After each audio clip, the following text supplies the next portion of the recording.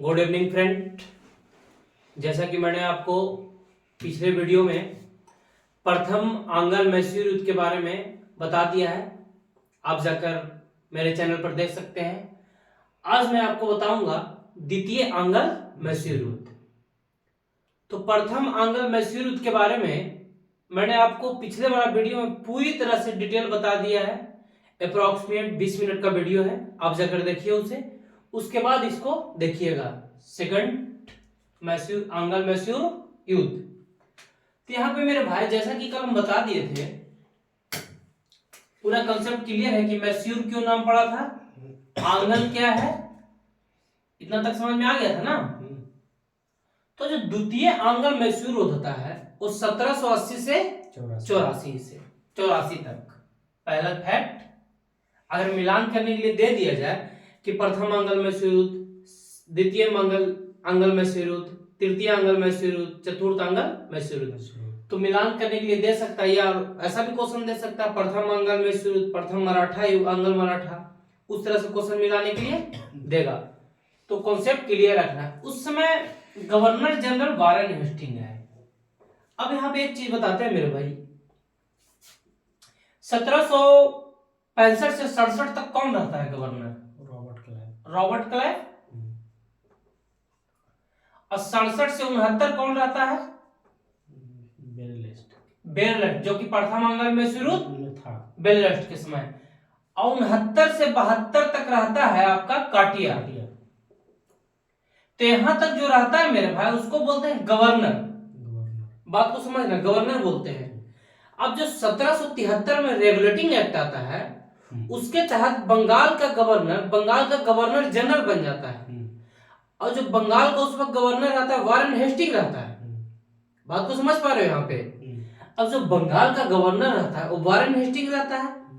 अब जब 1773 का रेगुलेटिंग एक्ट आता है तो 1772 से 85 तक कौन रहता है? Warren Hasting.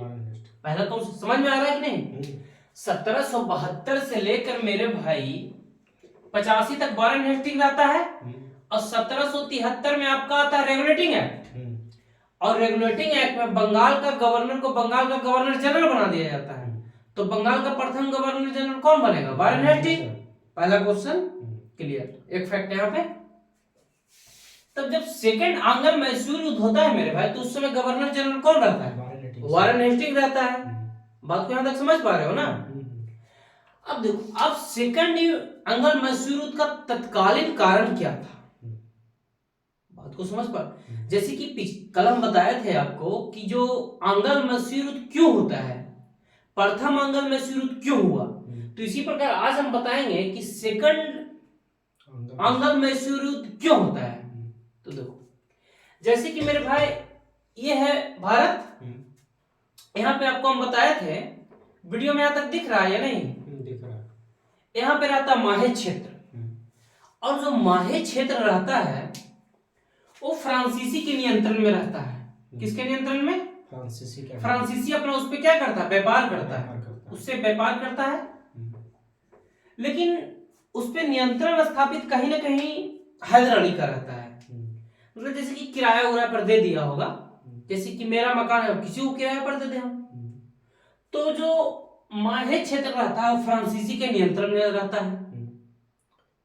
अब ब्रिटिश क्या करता है कि माहे क्षेत्र पे हमला कर देता है। क्या कर लेता है?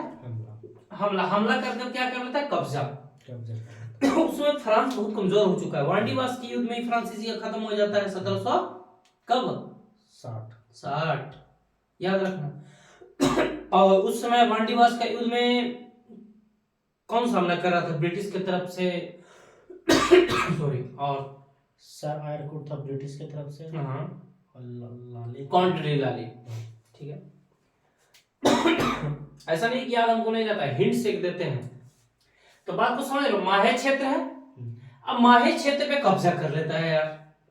अब कब्जा कर लेता है, फ्रांसीसी क्षेत्र रहता माहे, उस पे कब्जा कर लिया कौन? ब्रिटिश। तो हमारे घर पे कोई कब्जा कर ले, हम किराया पर दिए, तो हमारे संप्रभुता का हनन है। संप्रभुता का हनन मतलब स्वतंत्रता का हनन है, कि मतलब यार हमारे क्षेत्र पे कब्जा कर रहे हैं, हमारा बेइज्जती है।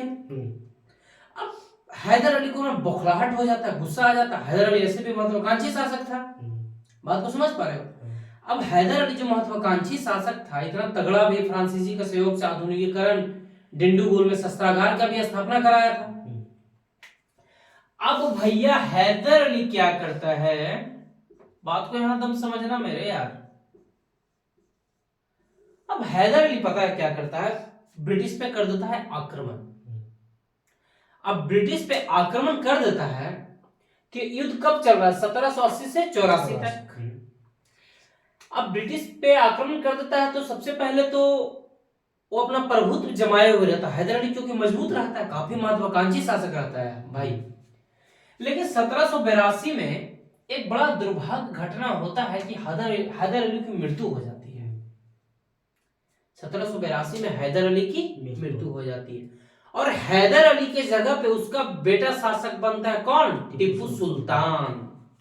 बात को समझ पा रहे हो, कौन बनता है मेरे भाई, टीपू सुल्तान। देखो ये सब लिखा हुआ है बोर्ड पे, ठीक है, बस नोट कर लेना अपना तुम, ठीक है ना। बस हम एक कंसेप्ट यहाँ पे सिर्फ समझा रहे हैं। अब हैदर अली के बाद, मृत्यु के बाद कौन बनता है 1782 में, टीपू सुल्तान। टीपू सुल्तान। ये बड़ा खतरनाक रहता है। ये टीपू सुल्तान क्या करता है, लड़ाई को जारी रखता है। बात को समझो। अब लड़ाई को जारी रखता है और फाइनली ये युद्ध ब्रिटिश को बुरी तरह से पराजित कर देता है कौन, टीपू सुल्तान ब्रिटिश को बुरी तरह से पराजित कर जाता है और फाइनली ये युद्ध मंगलौर की संधि के तहत ये युद्ध खत्म हो जाता है। और दूसरी बात है, ये टीपू सुल्तान के लिए सम्मानजनक संधि रहती है। सम्मान के तरह ब्रिटिश पर दबाव बनाकर ये संधि करता है क्योंकि जीत जाता है टीपू सुल्तान।